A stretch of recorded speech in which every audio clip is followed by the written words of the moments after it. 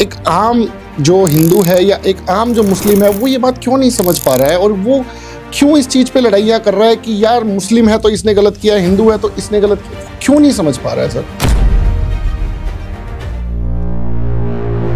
अभी आपने देखा होगा हमारे देशवासियों ने जो करके दिखाया सिंदूर ऑपरेशन के थ्रू, उसमें आपने देखिए सोफिया जी ने क्या करके दिखाया अपने देश के लिए। यस। तो ये सोफिया कोई हिंदू तो है नहीं, वो भी मुसलमान ही है, और जहां मारने गई थी वो भी मुसलमान थे, लेकिन उन्होंने गलत किया था, उसका जवाब देने गए थे। हम भाई को मारने नहीं गए थे, मेरे साथ जो गलत किया मैं उसका जवाब देने गया था, और उस जवाब को मैं दे के आया कि अगर तुम मेरे घर पे आके मारने की क्षमता रखते हो तो तुम्हारे देश में घुस के हम मारने की भी क्षमता रखते हैं। आज इससे ये आदमी को एहसास होता है। यहीं से आप सोच लीजिए कि अगर हिंदू मुस्लिम की जो बात करता है तो उससे ज़्यादा नासमझ आदमी हमको नहीं लगता कोई दूसरा होगा। सर अब इलेक्शंस आने वाले हैं 2027 के अंदर, क्या तैयारी है यूपी में? जैसे सेंटर में जो इलेक्शंस हुए थे जिसमें हमारे माननीय प्रधानमंत्री मोदी जी को हमने प्रधानमंत्री चुना, उसके अंदर यूपी में सेंटर की बहुत कम सीट्स आई थी जितनी पहले आई थी 2019 में। अब स्टेट के इलेक्शंस 2027 में आने वाले हैं। दो क्वेश्चन सर, क्या योगी आदित्यनाथ अभी भी सीएम कैंडिडेट ही रहेंगे या उनको सेंटर मिनिस्ट्री में लेके जाने की तैयारी है? नंबर 2, क्या इस बार भी बीजेपी इलेक्शंस जीत रही है?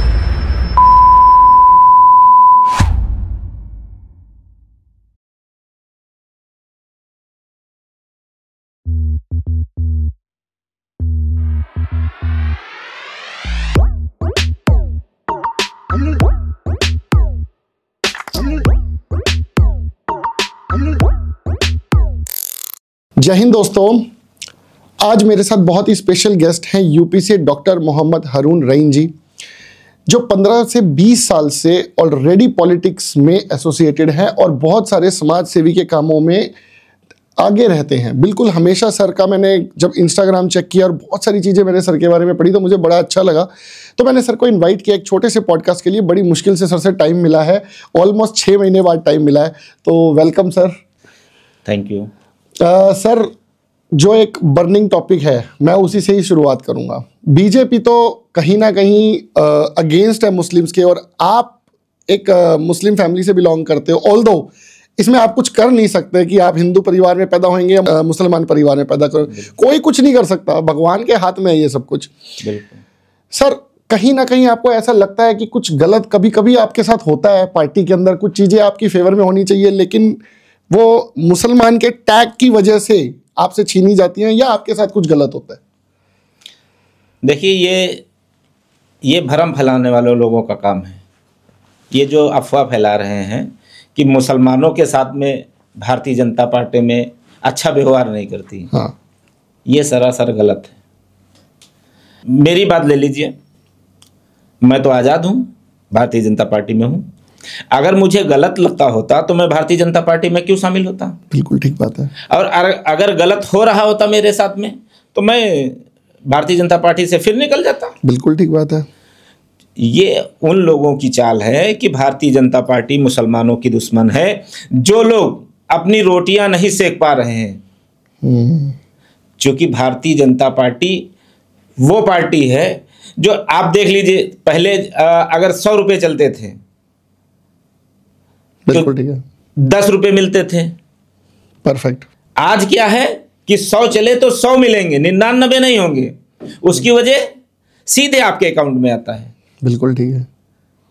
और पार्टियां वो जो थी जो 100 रुपये चालू करते थे लेकिन मिलते 10 थे, वो कहाँ जाता था? 90% जाता था। आज जिसको ज़रूरत है, जो पात्र है, जितने का पात्र है, 100% वो उसको पात्रता पे पाया जाता है। जितने भी, चाहे 1000 हो चाहे 1 लाख हो, जो भी पैसा जाएगा उसमें कोई कटौती नहीं, ना कहीं पे कटिंग है। इसलिए भारतीय जनता पार्टी इस मामले में नंबर 1 पर है। बहुत बढ़िया सर।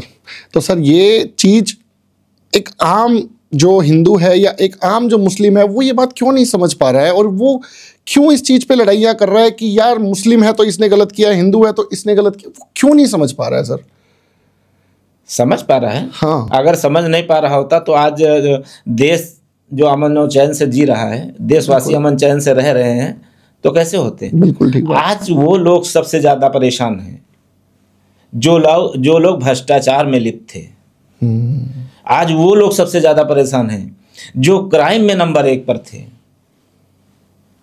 भारतीय जनता पार्टी ने जब से प्रदेश और देश में सरकार बनाई है, भ्रष्टाचार खत्म हुआ कि नहीं खत्म हुआ? बहुत कम हुआ है। खत्म तो नहीं हुआ है, देखो नहीं, कम हुआ है। मैं खत्म नहीं बोलूंगा, 90% खत्म हो गया। हाँ। 10% जो लोग बचे हैं वो सांस नहीं ले पा रहे हैं। अगर इस क्राइम में आते हैं वो निपट जाएंगे जो बचे कुचे हैं। लेकिन ये आप आज की डेट में देख लीजिए, एक टाइम था जब दिल्ली आना होता था हम लोग को, बिल्कुल 12-14 घंटे लगते थे। आज मैं दिल्ली पर 6 घंटे में पहुंचता हूँ। कहाँ से सर? लोकेशन कहाँ से ट्रैवल करते थे 14 घंटे? यूपी से, लखनऊ से दिल्ली आने में 14 घंटे लगते थे।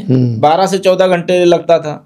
आज की डेट में आप 6 घंटे में दिल्ली पहुंचेंगे, और मैं कल आया हूँ 6 घंटे में पहुंचा हूँ। तो ये क्या है? समय ही कीमती है।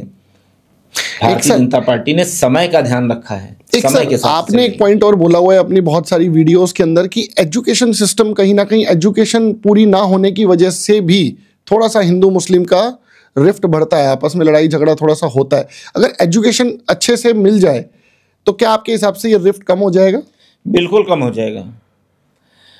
मैं माननीय मोदी जी से और प्रदेश की सरकारों से एक रिक्वेस्ट करना चाहता हूं कि इस बात पे बहुत ध्यान दे दें। शिक्षा पर ध्यान दे देगी सरकारें तो ये जो आपस के झगड़े हैं लोगों के ख़त्म हो जाएंगे। शिक्षा ना होने की वजह से आज जो हिंदू मुस्लिम की बात करते हैं, भेदभाव की बात करते हैं, शिक्षा होने पर ये भेदभाव ख़त्म हो जाएगा। और दूसरी बात मैं इसलिए और ज़्यादा जोर देना चाहता हूँ, आज की डेट में जो प्राइवेट स्कूल हैं वो लोग मनमानी बहुत करते हैं। सरकार से मेरी रिक्वेस्ट है कि जो लोग मनमानी करते हैं, मनमानी फीस लेते हैं, इस पर सरकार ध्यान देगी तो मैं उस सरकार का बहुत ही शुक्रगुजार होऊंगा कि मेरे इस पॉडकास्ट के जरिए से हमारी बात उन तक पहुंची है और उस पर ध्यान दिया। जब इस चीज़ का ध्यान दे देगी सरकार तो वो हमें पता भी चल जाएगा। तो मैं पूरी तरीके से उसका शुक्रगुजार रहूँगा और एहसानमंद रहूँगा कि मेरी इस बात को लेकर प्राइवेट सरकारों की फीस जो है एक लिमिट में कर दी जाए, जिससे कि हर आदमी पढ़ाने में सक्षम हो जाए। अच्छा, कहीं पर एक चीज़ और भी आती है, शिक्षा में गरीबों में दिक्कत इसलिए होती है क्योंकि आज शिक्षा बहुत महंगी हो गई है। और शिक्षा पर अगर सरकार ध्यान दे देती है तो ये मान के चलिए आज की डेट में 50%, 40%, जितने भी % में मुसलमान हैं, मैं ये दावा करता हूँ अगर मुसलमानों को शिक्षा सही से मिल गई तो 80% मुसलमान भारतीय जनता पार्टी के साथ में जुड़ जाएगा। सर, बट उनको शिक्षा मिल क्यों नहीं पा रही है? क्योंकि सरकार अपनी तरफ से तो इनिशिएटिव्स ले रही है। मेरे हिसाब से गवर्नमेंट स्कूल्स में तो ऑप्शन है ही एजुकेशन के लिए, लेकिन गवर्नमेंट स्कूल्स में इतनी सारी फैसिलिटीज़ दी जा रही हैं, फ्री मील सिस्टम भी है, सरकार खाना भी दे रही है, किताबें भी दे रही है, फीस भी बहुत नेग्लिजिबल है या ऑलमोस्ट ज़ीरो ही है। तो फिर भी सरकारी स्कूल्स में क्या स्टैंडर्ड अच्छा नहीं है, जिसकी वजह से आप प्राइवेट स्कूल्स की फीस पे कुछ डिस्काउंट मांगने की बात कर रहे हैं? तो क्या सरकारी स्कूल्स में अभी फैसिलिटीज़ उतनी नहीं पहुँच पाई है यूपी में? बिल्कुल, जितनी जो है जरूरत है उसके हिसाब से जरूरत है उतनी नहीं पहुंच पाई। और एक चीज़ ये रहती है कि जैसे कि जो सरकारी टीचर है, टीचर की सैलरी जो है भारत सरकार बहुत अच्छी दे रही, उसके बाद भी बच्चों को पढ़ाने में उनको दिक्कत होती है। अच्छा, वो सिर्फ टाइम पास करते हैं, उस टाइम पास की वजह से बच्चे कोई पढ़ लिख नहीं पा रहे हैं। बहुत बड़ी बात। प्राइवेट स्कूलों में क्या है कि वो लोग फीस लेते हैं तो बच्चों पे ध्यान देते हैं, लेकिन सरकारी स्कूलों में अभी तक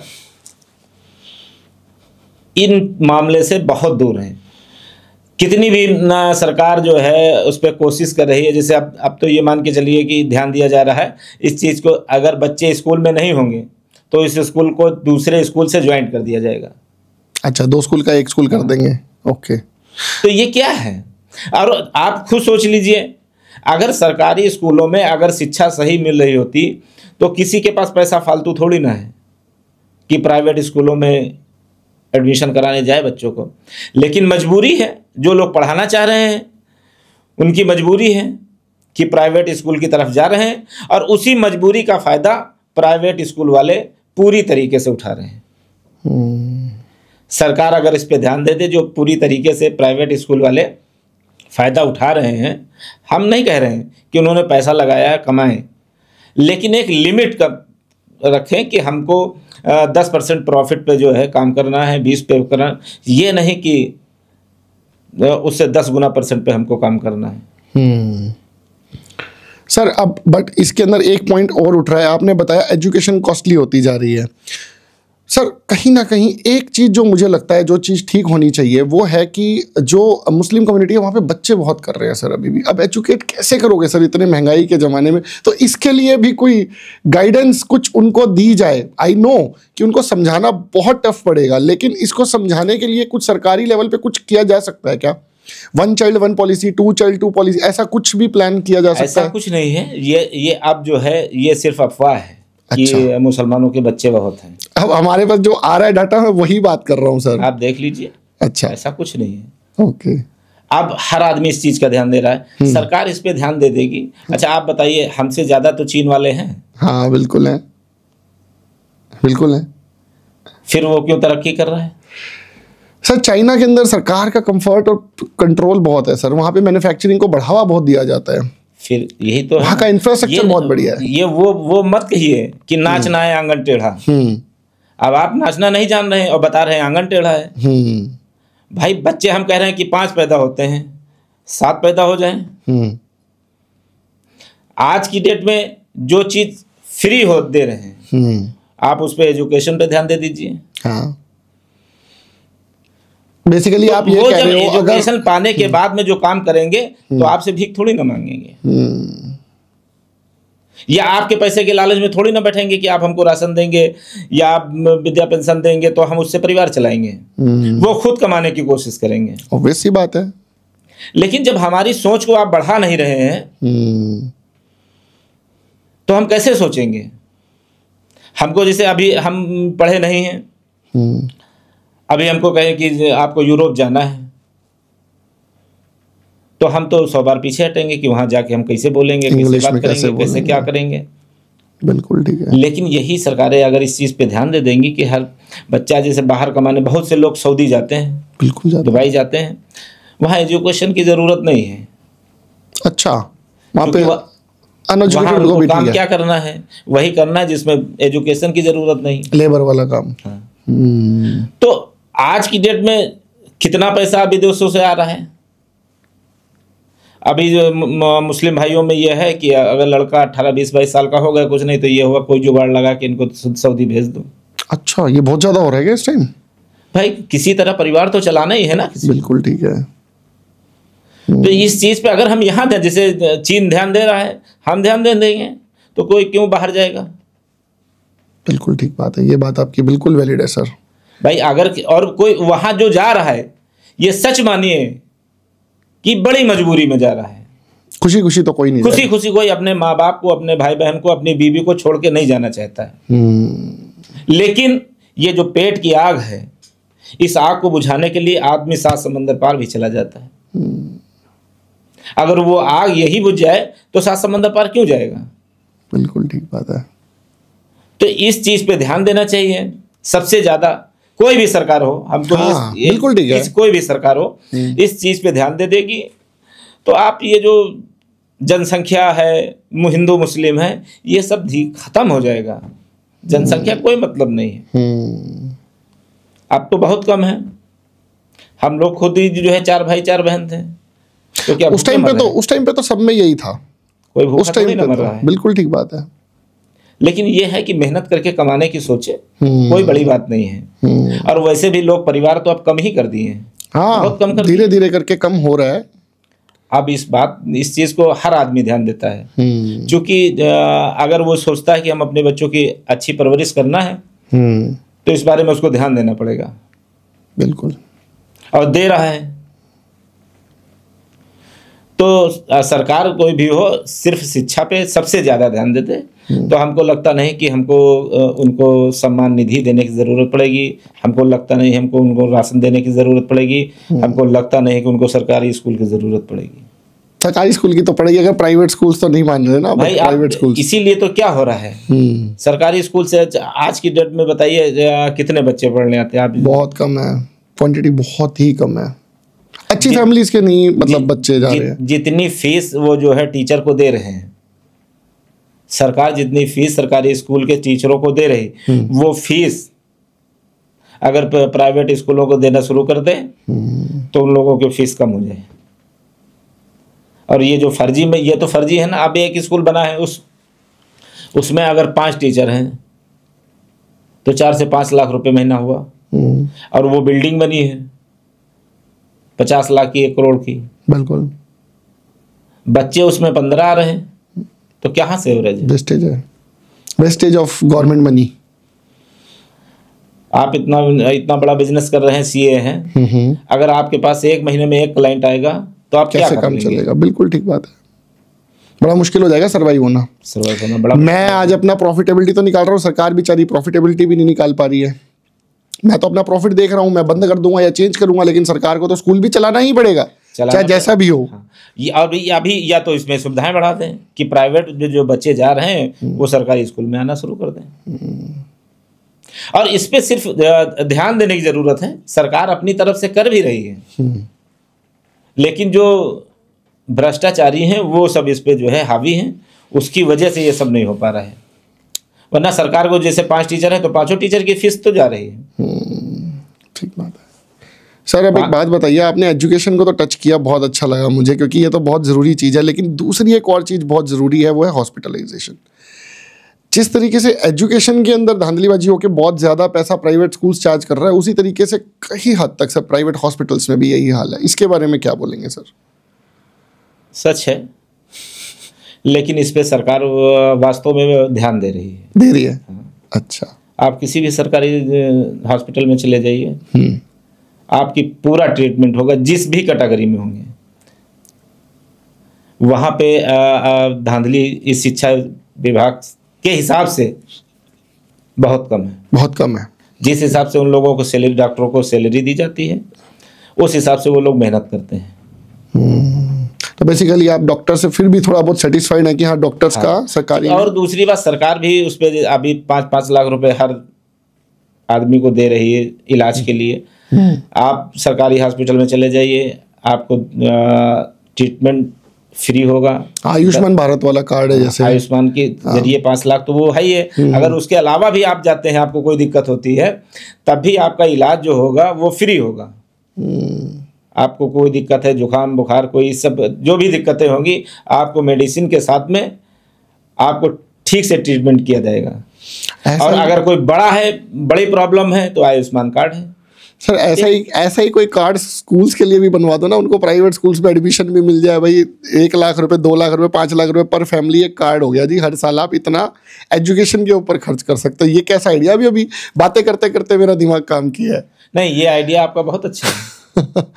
लेकिन इससे सरकार का आउटफ्लो कितना होगा? आइडिया बहुत अच्छा है, इसमें सरकार को भारी मदद करने की जरूरत पड़ेगी। बहुत ज्यादा पैसा खर्च हो जाएगा। बच्चे तो ऑलरेडी हाई हैं, हर घर में है। नहीं, उसमें कुछ टैट बनाया जाए कि जो lower middle class, lower class के लोग हैं, जो एजुकेशन बिल्कुल भी अफोर्ड नहीं कर सकते, या किसी को 20%, 30%, 50% की वैल्यू के हिसाब से ITRs उनकी उठाई जाए किसी तरीके। ऑल्दो इट्स वेरी हाइपोथेटिकल, बहुत मुश्किल है सरकार के लिए कर पाना, लेकिन जस्ट एक डिबेट के लिए पॉइंट है सर कि क्या इसको किया जा सकता है, कैसे सरकार के लिए कोई काम मुश्किल नहीं है। अच्छा, ये वैसे आपका क्वेश्चन भी बहुत अच्छा था। हाँ। और इस पर भी मैं सरकार से कहना चाहता हूँ हाँ, कि सरकार हमारे बड़े भाई की जो बात थी उस पर ध्यान दे। छोटा भाई सर, छोटा भाई हूँ मैं। ये रिश्ते तो बाद में बन जाएंगे, छोटे हैं, चलिए छोटे भाई की बात पर ध्यान दें। क्योंकि ये सच में है कि अगर आयुष्मान कार्ड के जरिए हर नागरिक को 5 लाख का अगर इलाज फ्री दिया जा सकता है, तो ये भी सच है कि सरकार चाहे तो शिक्षा के लिए भी कार्ड उस परिवार के लिए जरूर बन जाए जो गरीबी रेखा के नीचे हैं। उन लोगों को अगर ये कार्ड मिल जाता है तो हमको लगता है कि लोग अपने बच्चों को पढ़ाना जरूर चाहेंगे और पढ़ाएंगे। पढ़ाना तो हर कोई चाहता है सर, सच्चाई है ये। आपके पॉइंट से मैं वैलिड रखता हूँ, क्योंकि देखो एजुकेशन के बिना एक जो अगली पीढ़ी है ना वो चेंज नहीं हो सकती। अगर एक मजदूर है, उसका बेटा मजदूरी बन रहा है, तो पीढ़ी कैसे चेंज होगी जब तक वो पढ़ लिख के कुछ और नया नहीं करता या बिल्डर नहीं बनता। बिल्कुल। और ये चीजें हैं, जैसे जो मजदूर है, हाँ। अगर वो उसने अपने बच्चों को पढ़ाया नहीं तो वो मजदूर ही रहेगा। लेकिन अगर उसने पढ़ा दिया तो वो टैग खत्म हो जाएगा आने वाली पीढ़ियों से। और वो तभी मुमकिन है जब वो पढ़ लिख लेगा। बगैर पढ़े लिखे ये मुमकिन नहीं है। जैसे पहले तमाम चीज़ें चली आ रही हैं कि हमारे वहाँ लोग सब्जी बेचते हैं तो हमारा लड़का भी बेचेगा। अगर उसको हम स्कूल भेजते हैं तो उसकी फीस मांग रहा है कि 15,000 रुपये मंथली है, हमारी आमदनी 10,000 रुपये मंथली है, तो हम कहाँ से पढ़ा पाएंगे। तो ये जब बच्चा 10-15 साल का हो जाता है तो आदमी को समझ में आता है इसको भी जो है सब्जी में लगा दो तो पीढ़ी बदलेगी कहाँ। बाप ने सब्जी बेची, बेटे ने सब्जी बेची, अगर उसकी भी आमदनी नहीं है तो उसके लड़के ने भी सब्जी बेच रहा है, तो गरीब ही रह जा रहा है। तो गरीबों को उठाने के लिए, जैसे एक ये बहुत बढ़िया था जो हरिजनों को उठाने के लिए जैसे सरकार ने उनको आरक्षण दिया, सरकार ने आरक्षण दिया, तो आज हरिजन हम लोगों से आगे, मुसलमानों से आगे है नहीं। मुसलमानों से स्थिति हरिजन से बदतर है आज की डेट में। लेकिन जब इनको आरक्षण नहीं मिला था तब हमसे ज़्यादा बदतर थी। तो आज हरिजन आरक्षण पाया तो उठने का काम किया। तो यही मैं भी चाह रहा हूँ कि मुसलमानों को भी कोई आरक्षण दें जिससे वो कम से कम ना जनरल के बराबर हो पाए तो हरिजन के बराबर तो हो जाए। भाई अभी ये मेरी कोई राय तो है नहीं, या मैं अपनी मर्जी से तो कह नहीं रहा हूँ। ये तो जब सच्चर कमेटी की रिपोर्ट आई थी उसमें साबित हो गया था। अच्छा, कमेटी में आया था लिखा हुआ। सच्चर कमेटी की रिपोर्ट में आया था कि मुसलमानों की स्थिति हरिजन से बदतर है। अच्छा, अब सोचिए, तो जब ये अब मालूम हो गया मुसलमानों की स्थिति हरिजन से बदतर है तो कोई सरकार इस पे ध्यान तो दे। हम कहते हैं जैसे भारतीय जनता पार्टी इस पे ध्यान दे दे। दावा करता हूं कि मुसलमान एक तरफा भारतीय जनता पार्टी के साथ में रहेगा। जैसे भारतीय जनता पार्टी ने कहा पसमानदा मुसलमानों को ओबलाइज करने का काम करेंगे, कहा कितने % मुसलमानों ने साथ दिया इनका। लेकिन आज की डेट में जो मुद्दे हैं उस पर कार्य नहीं हुआ। कार्य करना चाहिए, कहना तो एक अलग बात होती है, उस पर कार्य करना चाहिए। तो हमारी राय सरकार से ये भी है कि मुसलमानों की स्थिति को ऊपर लाने के लिए जो इस कैटेगरी में हैं कि अपने बच्चों को पढ़ा नहीं पा रहे हैं, उनके लिए ऐसी सुविधाएं चालू करें जो वो भी कम से कम ना जनरल के बराबर जाएं तो हरिजन के बराबर तो चले जाएं। बट सर गोइंग फॉरवर्ड मुझे ऐसा लगता है एक नेशन को डेवलप्ड नेशन बनाने के लिए, एक नेशन को आगे बढ़ाने के लिए फीस में कटौती देके रिजर्वेशन देनी है, समझ में आता है, आरक्षण देना है, लेकिन नंबरों के बेस पे रिजर्वेशन नहीं देना चाहिए। उदाहरण के तौर पे मैं आपको एक छोटा सा एग्जांपल देता हूँ। एक डॉक्टर है जो आरक्षण से डॉक्टर बना, कोई रिलीजन को नहीं लेते इसमें बीच में, और एक डॉक्टर है जो प्रॉपर नंबरों से पास हुआ है। एक बहुत कम नंबर थे लेकिन आरक्षण की वजह से डॉक्टर बन गया, लेकिन एक बहुत अच्छे से मेहनत करके डॉक्टर बना। दोनों के क्वालिटी ऑफ वर्क में डिफरेंस आता है सर। बिल्कुल ठीक है ना। तो फीस के रिव्यू में अगर कुछ आरक्षण देना है कि भैया आपकी फीस एग्जाम्प्ट है या 10% देनी है या 20% देनी है, वो तो समझ में आता है सर। मैं जो ऑलरेडी आरक्षण किए हुए, मैं तो मेरी तो लड़ाई उनसे भी है कि भैया आरक्षण नहीं होना चाहिए, आपको फीस में कोई रिबेट चाहिए और कोई किताबों में रिबेट चाहिए तो वो होनी चाहिए। बल्कि जो आरक्षण है, मेरी तो ये भी मानना है कि भाई प्लीज़ है थोड़ा एक्साइट मत होना और गुस्सा मत करना और गंदे गंदे कमेंट मत करना। ये मेरा व्यू है, आपका व्यू अलग हो सकता है, बट मेरा ये एक व्यू है कि अगर खुदा ना खास्ता मैं डेथ बेड पे हूँ और मेरा ट्रीटमेंट करने के लिए 2 डॉक्टर हैं, एक जो बहुत बढ़िया से पढ़ाई करके आया हुआ है और बहुत रिस्की ऑपरेशन है भाई, और एक जो आरक्षण से बन के आया, परसेंटेज कम थी बट फिर भी डॉक्टर बन गया, तो मेरा तो ये मानना होगा भाई इससे करवा दो ऑपरेशन। चाहे वो डॉक्टर बहुत अच्छा हो सर, चाहे वो उससे भी अच्छा डॉक्टर हो, लेकिन कहीं ना कहीं एक डिफ्रेंसिएशन बनता है। नहीं, ये चीज़ हर आदमी के, आपके माइंड में नहीं, हर आदमी के माइंड में आई है। हाँ, आरक्षण उन्होंने परसेंटेज पे इसलिए दिया कि परसेंटेज की वजह से अगर मालूम हो कि जनरल आदमी 90% लेके आया, 90% में, और हरिजन ने अगर उसको आरक्षण देना है उस जगह पे, तो वो 70% पे ही उसको मिल गई। तो ये जो छूट हुई है, जब तक थी ठीक था, लेकिन अब तो वो 90% के बराबर आ गए हैं। हाँ, अब हटाओ, अब हटाओ। हाँ, थोड़े टाइम के लिए देनी है, एक बार के लिए दे दो, लेकिन फिर हटाओ उसको। हाँ, ठीक है, एटलीस्ट नंबर्स में हटाओ। हाँ, जैसे कोई चीज होता है कि आज जैसे रोड बन रही है, 10 खरब का उस पर खर्चा आया, उस पर टोल टैक्स लगा, 10 खरब आदमी इन्वेस्ट करने के बाद में अगर उस पर 15 खरब आदमी कमा लिया है, तो फिर टोल हटाओ। बिल्कुल ठीक बात है। एक थोड़ा सा अमाउंट रख लो मेंटेनेंस के लिए, 5 साल के लिए हटा दो। हाँ। जब वो खत्म हो जाए दोबारा लगा लेना, थोड़े टाइम के लिए, 1 साल के लिए लगा लो। लेकिन कुछ चीजें हैं जो सरकार को सोचनी चाहिए। आज वो चीज बनी है और आदि तक उस पर टैक्स लिया जा रहा है, और उस टैक्स से आप रोड बनाने के लिए रहते, तो आज वो तो आप जब गाड़ी निकालते तब भी ले लेते हैं टैक्स, तो उस पर लेते ही रहते हैं, इंश्योरेंस के नाम पे, टैक्स के नाम पे, सब ये सब चलता ही रहता है। फिर आप एक्स्ट्रा जो ले रहे हैं टैक्स, तो आप उतना लीजिए जितनी आपका उसमें खर्चा आया है और जितनी आपकी उसकी प्रॉफिट है। बेसिकली कंस्ट्रक्शन, दोबारा रोड टूट जाए, रिपेयर मेंटेनेंस के लायक पैसा ले लो। हाँ। टोल कम से कम 50% तो रिड्यूस करो। अगर 50 रुपए का टोल था तो 20-25 रुपए पे तो लाओ। बिल्कुल, लेकिन वो 50 से 25 पे नहीं आता है, वो तो 50 से 75 पे आता है। हाँ, वो 50 ये भी मेरी शिकायत है। हाँ, बिल्कुल ठीक बात है। टोल के ऊपर, लेकिन टोल के ऊपर नितिन गडकरी जी ने वो 3000 रुपए का कूपन लाया ना, वो 3000 रुपए का कूपन एक बार रिचार्ज करो और खत्म 1 साल का टोल। हाँ, लेकिन उसमें भी शायद 200 एंट्रीज रखे, लेकिन वो फिर भी सही है, फिर भी सही है। आज हम लोग आते हैं लखनऊ से दिल्ली, तो लगभग 3000 रुपए का टोल पड़ता है। 3000 का टोल एक ही बारी में लग जाता है?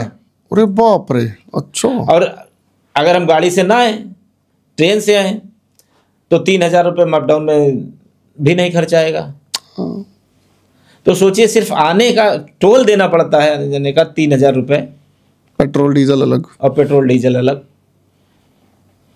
तो कुछ चीज़ और भी हैं जिस पे सरकार को ध्यान देना चाहिए। वैसे मैं सलाह दे सकता हूँ, लागू नहीं कर सकता।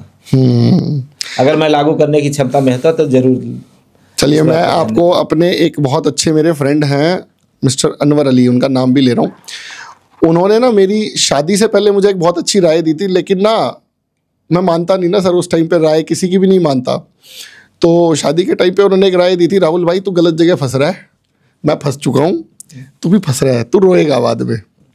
एंड बाद में वही हुआ, मैं उसके पास गया बाद में, मैंने तुझे बहुत अच्छी राय दी थी भाई, लेकिन मैंने मानी नहीं। तो वही वाली बात हो रही है, कुछ चीज़ें आपकी बहुत अच्छी है, लेकिन ये इम्प्लीमेंटेशन कैसे होगा, बड़ा मुश्किल टाइम आने वाला है इम्प्लीमेंटेशन। क्योंकि हर चीज़ का बोलना बहुत आसान है सर, लेकिन इम्प्लीमेंट सरकार के लेवल पे, हमारे लेवल पे, हर बंदे के लेवल पे करना इज वेरी वेरी टफ। अच्छा, आप सरकारी स्कूल्स के बारे में बोल रहे थे सर, तो वहाँ पे एक बार दोबारा से एक चीज़ में, क्या केजरीवाल ने सरकारी स्कूल के लेवल पे काम ठीक ठाक किया आपके हिसाब से? बहुत अच्छा नहीं किया हो, लेकिन क्या एवरेजली ठीक ठाक काम किया है?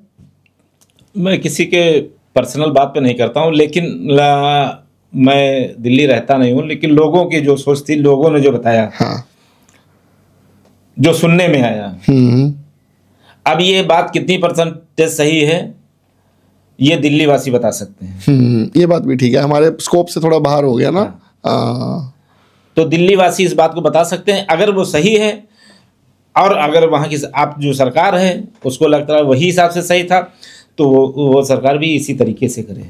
अगर वो अच्छी पॉलिसी बना के गया तो उसको कंटिन्यू किया जाए भाई। हमें ये नहीं, ठीक है ना, जो भी सरकार अच्छी पॉलिसी बनाएगी, जो भी सरकार अच्छा काम करे वही देश के लिए सही है। जैसे आज देश को पूरी दुनिया में नाम है, कोई ऐसा देश बचा होगा जहां पे हमारे माननीय मोदी जी ना गए हो। बिल्कुल सबसे अच्छे संबंध है, सबसे जो यहाँ पे इन्वेस्ट कराने वाला था कराया, जिससे जो दोस्ती करने वाले की, जो बिजनेस करने वाला किया। बहुत से ऐसी चीज़ें हैं जो इससे पहले कई प्रधानमंत्री रहे नहीं किए, लेकिन माननीय मोदी जी ने किया। मैं उनको धन्यवाद देता हूँ देशवासियों की तरफ से कि आज की डेट में देश को जो बढ़ावा मिला है उसमें माननीय मोदी जी का पूरा हाथ है। बिल्कुल बिल्कुल, हाथ मत बोलिए सर, हाथ बोलते हैं ना कांग्रेस वाले खड़े हो जाते हैं, हाथ है तो हम हैं। सर अच्छा, अब एक बात बताइए, नितिन गडकरी जी ने सर रोड कंस्ट्रक्शन के मामले में मेरे हिसाब से, मैंने तो अपना जितनी मेरी तो 35-36 साल की जो भी मेरी छोटी सी एज है, मैंने इतना काम रोड्स पे होते हुए नहीं देखा सर। मतलब यूपी में जाते थे तो रोड बिल्कुल टूटी हुई मिलती थी और बुरा हाल होता, गाड़ी खड़क जाती थी बिल्कुल। आज के टाइम पे जब मैं यूपी गया हूँ, मैं बहुत ज़्यादा यूपी नहीं घूमा, मैं लखनऊ वाले रूट तक नहीं गया, बट थोड़ा थोड़ा आसपास तक जाता हूँ, तो मुझे बहुत अच्छी सिचुएशन लग रही है रोड की।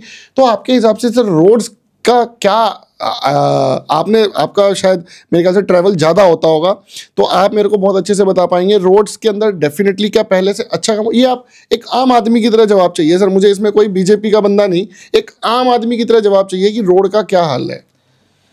मैं नितिन गडकरी जी को बहुत बहुत धन्यवाद देता हूँ। आप लखनऊ के किनारे तक गए, और चूँकि आप ऐसे लाइन से नहीं हैं, मैं राजनीतिक लाइन से हूँ, राजनीति करता हूँ, तो हमें बहुत छोटे छोटे गाँव में जाना पड़ता है। ओह, लेकिन आज से 10 साल पहले जाने में जो दिक्कत होती थी हम ही जानते हैं। लेकिन आज ये एक्सप्रेसवे तो छोड़िए, छोटे छोटे रोड 1 नंबर के मशीन से बनाए गए हैं। अच्छा जी, एक आध गांव का नाम सर कुछ अलग से आप हाईलाइट कर सको तो। बिल्कुल, अभी देख लीजिए जैतपुर से टेरा टिकरा होते हुए हरख रोड बना है। अच्छा, 1 नंबर का रोड है। जैतपुर बाराबंकी रोड से आप देख लीजिए, तकिया से दादरा निकला है, 1 नंबर का रोड बना है।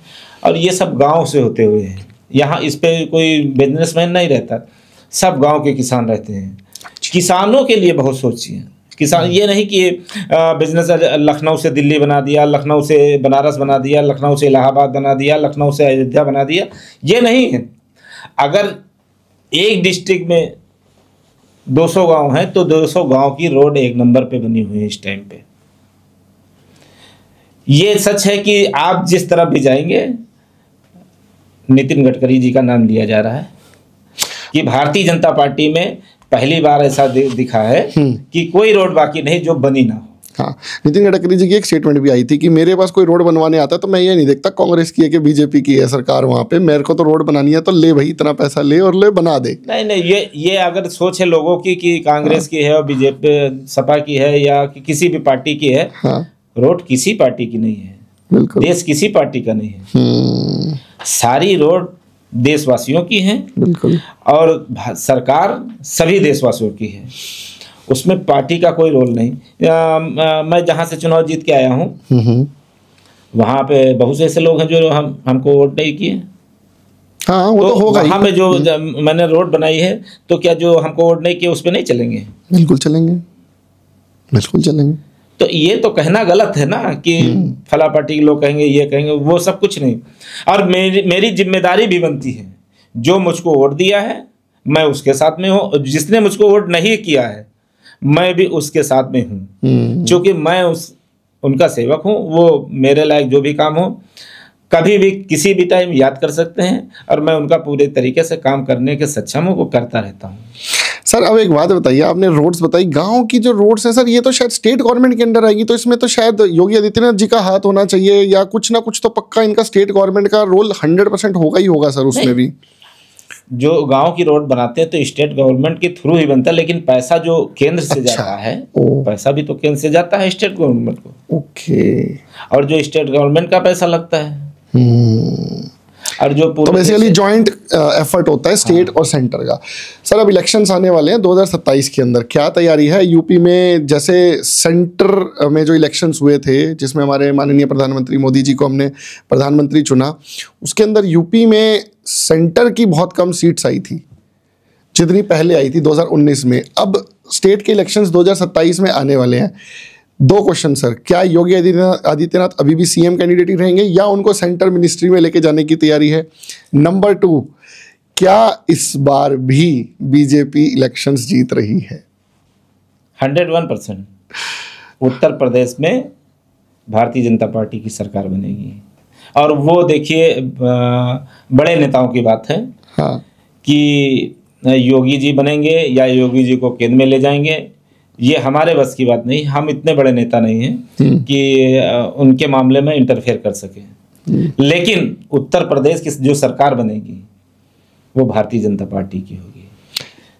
क्योंकि सर एक चीज़ देखिए, एक छोटा सा ट्रेंड देखा है, जैसे हरियाणा के अंदर खट्टर साहब चीफ मिनिस्टर थे, उनको सेंटर ले लिया गया। मध्य प्रदेश में आपके वो थे शिवराज सिंह चौहान, मध्य प्रदेश में शिवराज सिंह चौहान जी थे, उनको सेंटर मिनिस्ट्री में ले गया। वसुंधरा राजे को भी शायद से सेंटर मिनिस्ट्री दे दिया। तो मुझे तो लग रहा है योगी आदित्यनाथ जी को भी सेंट्रल मिनिस्ट्री में लेके जाने की बहुत अच्छी बात है और इसमें कोई गलत नहीं है। अगर इनकी आपस में रजामंदी है आपस में सबकी, तो इसमें कोई बुराई नहीं है कि उनको सेंट्रल मिनिस्ट्री में लेके जाया जाए, क्योंकि मोदी जी का भी तो रिटायर होंगे, किसी ना किसी को तो नया चेहरा बनना ही पड़ेगा पीएम का। नितिन गडकरी जी की भी स्वास्थ्य बीच में काफ़ी खराब रहा था, तो किसी को तो जिंदगी में हमेशा आगे तो बढ़ना ही होगा। तो नए बंदे कैसे बनेंगे जो ऑलरेडी चीफ मिनिस्टर है? मुझे ऐसा लगता है जो अपने मोदी जी हैं ना, उन्होंने 10-15 साल एक स्टेट को संभाला है ना, तो उनको देश संभालने में बहुत ईजी हुआ। कांग्रेस के अंदर राहुल गांधी ने कभी कोई स्टेट ही नहीं संभाला, तो उसको बेचारे को सेंटर में कुछ मिला भी नहीं। इस पे क्या व्यंग्य रहेगा सर आपका? देखिए, हर आदमी जो है ऊंचा चढ़ना ही तो चाहता है। हाँ जी। आज हम यहाँ बैठे हैं, आज सदस्य जिला पंचायत हैं, हमारी भी नियत है मैं विधायक बनूं। जब मैं विधायक बनूंगा तो नियत होगी मैं सांसद बनूं। बिल्कुल ठीक बात है। तो ये सबकी सोच होती है, इसमें कोई बुराई थोड़ी ना। बुराई और नहीं है। जब हम सीट छोड़ेंगे तो कोई दूसरा आएगा वहां पे, बिल्कुल ठीक बात। जो इतने दिन से राजनीति कर रहा है वो दूसरा भी थोड़ा स्टैंड करेगा। जब दूसरा छोड़ेगा तो मैं वहां जाऊंगा, तो मैं उसकी जगह पे बैठूंगा। तो ये हर आदमी जब राजनीति करने आए हैं तो सोच भी आपको बड़ी रखनी पड़ेगी। जब बड़ा सोचेंगे, जब बड़ा सोचेंगे तो बड़ी मेहनत करेंगे, बड़ा लोगों का काम करेंगे। अब उसी में है कि लोगों के आशीर्वाद से आप कहीं भी जा सकते हैं। हमारा आपको बता दूं कि ये जो चुनाव था, इतने कम समय में जीतने वाले मैं पहला व्यक्ति हूँगा। क्या बात है। 20 दिन में चुनाव जीता हूँ, और उस क्षेत्र में मैं कभी चुनाव लड़ने नहीं गया। अच्छा। और 20 दिन में चुनाव जीत गया। और दूसरी बात और बड़ी बता दूं कि उस क्षेत्र में आज आज़ादी के बाद से आज तक कोई मुस्लिम चुनाव नहीं जीता था। अच्छा, क्या बात है सर, बहुत बढ़िया। लेकिन जो मेरा कार्य करने का तरीका था, पूरे जिले में प्रदेश में जाने जाते थे कि हाँ, हारून रशीद की कथनियों करने में फर्क नहीं, और वही करके दिखा भी दिए। मैंने जिन लोगों से जो वादे किए थे वो पूरा करने का काम किया। बहुत बढ़िया सर। उसमें एक और बात रही है कि जैसे मैं जब चुनाव लड़ा तो निर्दलीय चुनाव लड़ा था उससे पहले, और उस टाइम उससे पहले मैं समाजवादी पार्टी में था। लेकिन कुछ लोगों को ये एतराज हुआ कि हारून रशीद भारतीय जनता पार्टी में चले गए। राजनीति मैं करता हूँ तो राजनीति का एक्सपीरियंस भी मुझे होगा, जो मुझे वोट देगा उसको नहीं होगा उतना, और जिन लोगों को होगा तो वो ठीक, अच्छी बात है। लेकिन मैं चुनाव जीतने के बाद भारतीय जनता पार्टी में आया तो मैं अपने क्षेत्रवासियों से बता देना चाहता हूं कि जो मैं इसमें आया तो आप लोगों की वजह से भी आया, क्योंकि सरकार जिसकी होगी वही तो आपके क्षेत्र में काम करेगा। वरना आप मुझे वोट दे दिए थे, आप मुझे जिला पंचायत बना दिए थे, अगर मैं अपने हिसाब से न चलता तो क्षेत्र में जो मैंने विकास का काम कराया कैसे कराता? बिल्कुल ठीक बात। विपक्ष में बैठकर लोगों की मदद नहीं की जा सकती, क्षेत्र में विकास नहीं किया जा सकता। और भारतीय जनता पार्टी में आने के बाद ये लगा कि भारतीय जनता पार्टी में आने में मैंने बहुत देर कर दी। अच्छा। जो सम्मान और जो कार्य भारतीय जनता पार्टी ने मेरे थ्रू कराए, मैं भारतीय जनता पार्टी का इसके लिए बहुत शुक्रगुजार हूँ, बड़ा एहसानमंद हूँ। चलिए, बहुत ही बढ़िया सर। अगर ऐसी बात है, अगर आप इतने सेटिस्फाइड हैं, तो मुझे लग रहा है हमारा देश बहुत अच्छी डायरेक्शन में जा रहा है, क्योंकि अगर टॉप अच्छा है तो धीरे धीरे करके नीचे तो ठीक होगा ही। अगर घर का मुखिया ठीक है तो भैया घर तो ठीक होगा ही। सर एक बात बताइए, ये होली के ऊपर ये रंग गेरना एंड ऑल नो, जो हिंदू मुस्लिम की लड़ाइयाँ और ग्रजेस बढ़ रही हैं आपस के अंदर, इस पे क्या व्यंग्य है सर आपका? मतलब क्या मुस्लिम्स की गलती है या हिंदू की गलती है? गलती है किसकी? क्योंकि लड़ाई होने के टाइम पे हिंदू वाले हिंदू का साथ देते हैं, मुस्लिम वाले मुस्लिम का साथ देते हैं। ऐसा तो हुआ नहीं है कि अगर ऐसा हो जाए ना, एक बात बताइए, अगर जैसे किसी दो बच्चों में लड़ाई होती है और एक का बाप दूसरे के बच्चे को अगर सपोर्ट कर दे और उसके बाप इसके बच्चे को सपोर्ट करे तो लड़ाई खत्म। लेकिन हमारे यहाँ उल्टा होता है, हमारे यहाँ हिंदू वाले हिंदू की साइड हो जाते हैं, मुस्लिम वाले मुस्लिम की तरफ हो जाते हैं। तो इस पे क्या आप बताएंगे सर, ये बताइए। सियासत के हिसाब से देखा जाएगा तो जो विपक्ष के लोग होते हैं उसकी बात करते हैं कि अगर जो उनको जैसे झगड़ा है उसको भड़काने में बेनिफिट है तो भड़काने का काम करते हैं। और आप रही बात, जैसे आप होली की बात कर रहे हैं, होली आपको मैं बता दूं, आप शायद जानते होंगे यूपी में एक बाराबंकी डिस्ट्रिक्ट पड़ता है और उस बाराबंकी डिस्ट्रिक्ट में एक देवा शरीफ है। देवा शरीफ में उस जमाने से लेके आज तक जब हाजी वारिस अली साहब जिंदा थे तभी उनके सामने उनके वहाँ पर हिंदू भाई पूरी टोली लेके जाके रंग खेलते थे और वो भी खेलते थे और वहाँ पे बहुत सारे मुस्लिम भाई भी साथ में खेलते हैं। उस जमाने से लेके आज तक वो रीत चली आ रही है। आज भी जब होली होती है वहाँ पे, अच्छा, तो उनके आस्थाने के अंदर उस गेट के अंदर सारे जाके जबरदस्त होली मनाते हैं और जबरदस्त तरीके से रंग खेलते हैं। तो रंग खेलने का मतलब जो है कि आदमी जिससे तमाम और उसमें झगड़ा कराने जिसको बेनिफिट होता है, जिस पार्टी को, वो झगड़ा कराने तुली रहती। वरना बहुत सारे हिंदू भाई और मुसलमानों के साथ में होली खेलते हैं, बहुत लोग खेलते हैं। और तमाम ऐसे भी लोग हैं जो हिंदू भाई खुद ही रंग को पसंद नहीं खेलते हैं, वो अलग बात है, वो अपनी अपनी मर्जी की बात है। भाई मुस्लिम भाई नहीं पसंद कर रहे हैं, नहीं खेलता है। वो ये नहीं कि मुसलमान ही नहीं खेलना पसंद करता, बहुत सारे हिंदू भाई हैं हमारे जो खेलना नहीं पसंद करते हैं। बिल्कुल। अभी बाराबंकी जिले में एक महादेवा है, आप महादेवा में देखिए, जब कांवरथिया निकलते हैं बहुत सारे मुसलमान भाई उनको जो है प्रसाद वितरण करने का काम करते हैं अपनी तरफ से। चाहे अयोध्या का मेला हो, वहाँ पर जब लोग जाते हैं बहुत सारे मुसलमान भाई जो है प्रसाद वितरण करने का काम करते हैं हर तरीके से। मतलब ये मैं आज यहाँ पे बैठ के कह नहीं रहा हूँ, आपको जब देखना हो तो आ जाइए, मैं दिखा दूंगा, या बाराबंकी जिले के किसी भी आदमी से आप पूछ लीजिएगा। भाईचारा चाहे हिंदू हो मुसलमान हो, सब बना के चलना चाहते हैं और भाईचारे से ही लोगों की तरक्की है, सुकून है। भाई आप हिंदू हैं, मैं मुस्लिम हूँ, अगर मुझे कोई जलन आपसे नहीं होगी तो मुझे सुकून मिलेगा, आपसे कोई झगड़ा करने का मन नहीं होगा तो सुकून मिलेगा। तो सुकून हर आदमी चाहता है। अपने परिवार के सुकून के लिए लोग कितनी मेहनत करते हैं, सुकून के लिए ही तो है। अगर हम ये चाहें कि अरे परिवार भूखा है तो भूखा रहे, हमको नहीं टेंशन, तो फिर मैं मेहनत नहीं करूँगा। हर चीज़ हर आदमी चाहता है कि अच्छा से खाएं, अच्छे घर में रहें, अच्छी गाड़ी से चलें। तो ये सब करने के लिए आपको मेहनत करना पड़ेगा, ये आपको घर बैठे कोई नहीं दे जाएगा।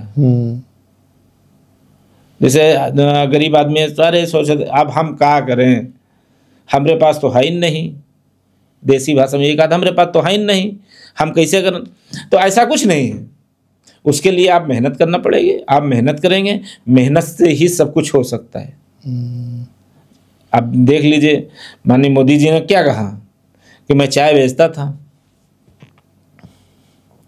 आप देश चला रहे हैं, मेहनत किया ना। बिल्कुल। अब्दुल कलाम ने दुनिया को, अपने हिंदुस्तान को क्या दे के गए। बिल्कुल। अगर सोचते अरे मुसलमान है तो हमसे क्या मतलब है, यहाँ हिंदू ज़्यादा है तो हिंदू जाने मिसाइल बनाना है कि नहीं बनाना, मैं क्यों सोचूं? बिल्कुल ठीक बात है। ये जो शिक्षा है, जब शिक्षा यहाँ पे डालती है कि हम क्या करें और इससे देश को क्या फ़ायदा होगा, हमारे लोगों को क्या फ़ायदा होगा। शिक्षा इसीलिए ज़रूरी है। आपसे पहले जो कह रहे हैं शिक्षा इसीलिए ज़रूरी, अगर शिक्षा इनको अब्दुल कलाम जी को ना मिली होती तो ये कुछ नहीं कर पाते, तो कुछ नहीं कर पाते हैं। और बगैर शिक्षा के कुछ कर भी नहीं सकता आदमी, कोई भी इस टाइप का काम। आज कितनी ऐसी चीज़ें हैं जो अब यहाँ बहुत सारे एक से एक डॉक्टर हुए हैं, विदेश चले जाते हैं, ये अफसोस है। हमारा बॉलीवुड भरा हुआ है, हमारा बॉलीवुड पूरा भरा हुआ है। बताओ। तो आदमी को इन चीज़ों पे ध्यान दे कि मैं यहाँ पैदा हुआ हूँ, इस देश की मिट्टी में बड़ा हुआ हूँ, आज मेहनत से जो मुझे ये कामयाबी मिली है। अब बताइए, अभी यूपी के वो जो एप्पल कंपनी के CEO हुए हैं, तो ऐसा नहीं है कि मुसलमान कर नहीं सर। और आज की दिन नहीं है कि आज मुसलमान कर, उस ज़माने से मुसलमान बहुत सी सारी ऐसी खोज करके आए जो आज के दौर में बहुत आसान हुई लोगों को। आप मुसलमानों को शिक्षा देने का काम कर दीजिए, देश को तरक्की देने का काम ऑटोमेटिक वो कर देंगे। जो आप सोचे नहीं होंगे वो करने की क्षमता में है। इसको मैं थोड़ा सा चेंज करूंगा, शिक्षा हर एक को दो, हिंदू को भी दो, मुसलमान को भी दो, जो भी है सबको दो। क्योंकि अगर आपने खाली मुसलमान को शिक्षा दी तो हिंदू वाले भड़क जाएंगे।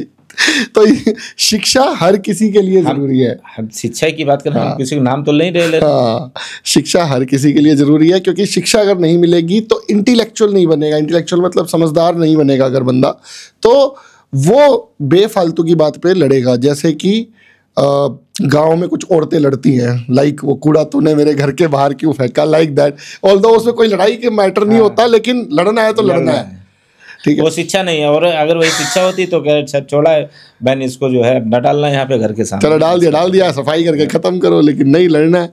सर अब एक बात बताइए, आपने एक बारी बंकी का जो एक किस्सा सुनाया मुझे बहुत अच्छा लगा, तो थोड़ा बहुत और मुझे बताइए ना मुसलमानों के इतिहास के बारे में, क्योंकि हमें उनका कुछ भी नहीं पता है, हमें कुछ नहीं बताया गया, कभी कुछ नहीं पढ़ाया गया। हमें सिर्फ लड़ाइयाँ सिखाई गई हिस्ट्री के अंदर, इसने फलाने ने उसको मार दिया, इतनी ईस्वी में ये लड़ाई हुई, अकबर की ये लड़ाई हुई, उसकी ये लड़ाई हुई।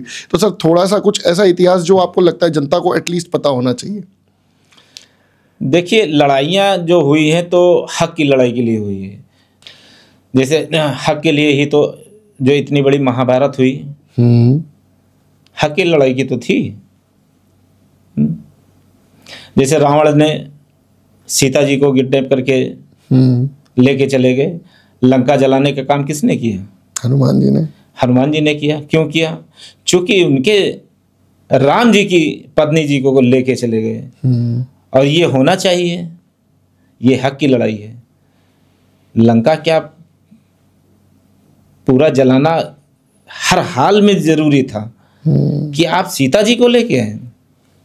आप अभी देखा होगा, ये पिछले हफ्ते मुहर्रम का महीना चल रहा है, 10 मुहर्रम को इमाम हुसैन की याद में कितना बड़ा होता है प्रोग्राम। तो इमाम हुसैन को उनकी हैसियत शहीद करने की नहीं थी, अगर वो चाहते तो नहीं शहीद कर सकते थे, लेकिन ये लिखा था कि शहीद होना है। और वो लड़ाई हक की थी।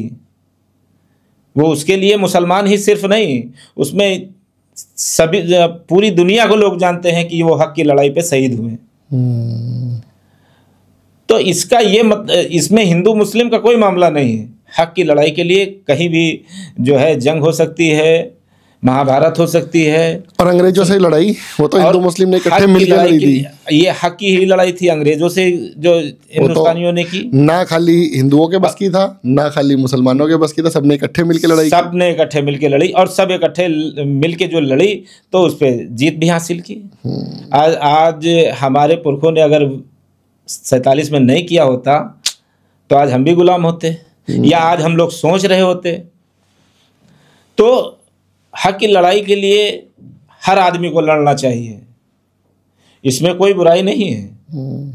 बेवजह की लड़ाई में ही बुराई है।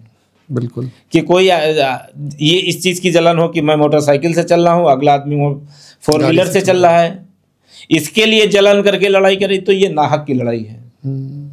आप नहीं जान रहे हो, हमारे पास मोटरसाइकिल है, आपके पास 4 व्हीलर है, लेकिन आप हमारे पड़ोसी हो। अगर किसी दिन हमको रात में अगर ज़रूरत पड़ गई तो आप ही तो काम आएंगे। बिल्कुल ठीक बात है। हमेशा ये सोच के हर पड़ोसी को रहना चाहिए कि हमारे बगल में जो है रईस है या गरीब है, गरीब रईसों के भी काम आता है और रईस गरीबों के भी काम आते हैं।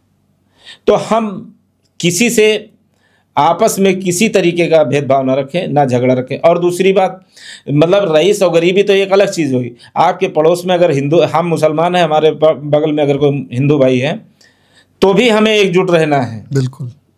हिंदू मुस्लिम की बात नहीं करने, क्योंकि इसके लिए हमारे नबी ने कभी नहीं बताया कि आपका पड़ोसी अगर जो है कोई गैर मुस्लिम है तो आप उसके साथ ना रहें या उससे झगड़ा करें या उसके साथ भेदभाव करें, ये कुछ नहीं।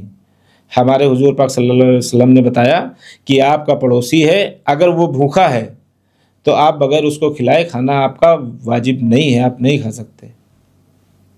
उन्होंने ये नहीं कहा कि अगर हिंदू होगा तो कोई बात नहीं, मुसलमान होगा तो ये लागू है, कोई भी हो। तो इसलिए अगर ये सब चीज़ें हम लोग अपने आप में एक्सेप्ट कर लें तो मैं वादा करता हूँ कि इंडिया नहीं, कहीं देश में इस चीज़ का झगड़ा नहीं होगा हिंदू मुस्लिम का। क्योंकि हिंदू मुस्लिम बनाने, अच्छा ये अब आप हिंदू भाई हैं, आपके वहाँ कोई पैदा होगा तो वो ऑलरेडी हिंदू ही हो जाएगा। हम मुसलमान हैं, हमारे वहाँ कोई पैदा होगा ऑलरेडी मुस्लिम हो जाएगा। क्या ये आपके या मेरे हाथ में था? इसमें तो किसी के हाथ में नहीं। हाँ, अभी यही मेरा बच्चा उठा के आपके वहाँ चला जाएगा और वो जब बड़ा होगा तो वो हिंदू ही बनेगा। तो पैदा तो मुसलमान के वहाँ, बिल्कुल, क्योंकि वो जब आपके पास गया उसको मालूम ही नहीं था। लेकिन अगर वो समझदार हो जाएगा, आपके वहाँ लाख कहेंगे और आप लाख कहोगे कि तुम नहीं पूजा करिए तो वो नहीं करेगा।